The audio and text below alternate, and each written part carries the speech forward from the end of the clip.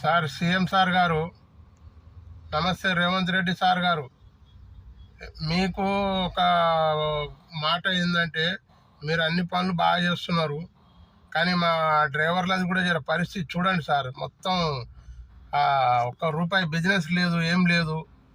బస్సులు ఫ్రీ చేయడం వల్ల, ఇంకోటి మా ఓలా ఊబర్ వల్ల మొత్తం మా జీవితం సంకనాగిపోయింది సార్. 200 150 రూపాయలు ఇస్తున్నారు సార్ కార్లకు. 10 లక్షలు 12 లక్షలు పెట్టి బళ్ళు కొనుక్కొచ్చి ఈఎంఐలు కట్టలేక రేపు చనిపోతే మా పరిస్థితి ఏం సార్? ఇంట్లో ఆడవాళ్ళు కూడా తిడుతున్నారు సార్ పొద్దుగాలు లేస్తే ఇంటికి పోతే. మీరు ఆలోచించండి సార్. మీరు ఒక్కరు సీఎం సీట్లో కూర్చుంటే అయిపోయిందా సార్? జనాలకు పట్టించుకోరా ఇక? సంవత్సరం అయింది సార్ పార్టీ వచ్చి. కాంగ్రెస్ పార్టీ కార్యకర్తలమని చెప్పుకుంటే మాకు సిగ్గుపోతుంది. కొద్దిగా ఆలోచించి చెప్పండి సార్. మా బతుకులేందో మార్చండి.